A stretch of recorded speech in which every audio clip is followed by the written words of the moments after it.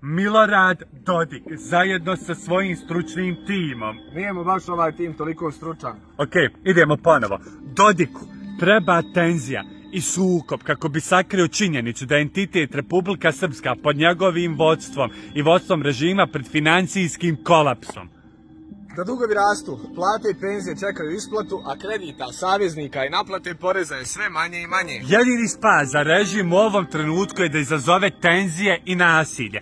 Lažno okrivi druge za stanje u RS-u i skrene pažnju sa kolapsa pred kojim se nalazi, kako bi narod, penzionere, studente i sve ljude u RS-u okrenuo prema imaginarnom nepostojećem neprijatelju. Zato samo par dana poništava odluke Ustavnog suda, psuje genocid u Srebrenici, vrijeđa visokog predstavnika, pokušava isprovocirati fizički sukob u Konjicu, postavlja tablu u istočnom Sarajevu, ušutkava narod zakonom o kleveti i tako dalje. Ok, ovim putem pozivamo narod koji živi pod Dodikovim režimom, odnosno nas sve u čitavoj Bosni i Hercegovini, da ne nasjedamo sa emocijama na nacionalističke tenzije, predstave i laži Dodika i njegovih malih pijuna kao što su Nešić, Sevandić i slični, jer oni tako pokušavaju preko leđa vas, narode, da zaštite sebe. Umjesto toga idemo mu se suprotstaviti pametno koristeći mozak.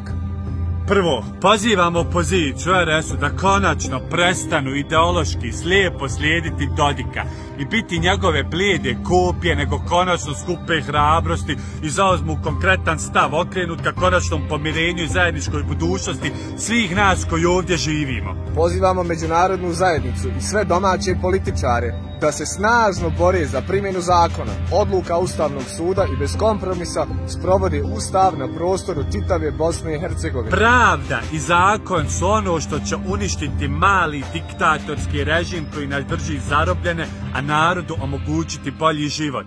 Narode, probudite se, mislite svojom glavom, budite pametniji od ljudi koji vas iskorištavaju. Imate samo jedan život. Mislite svojom glavom, kontaž.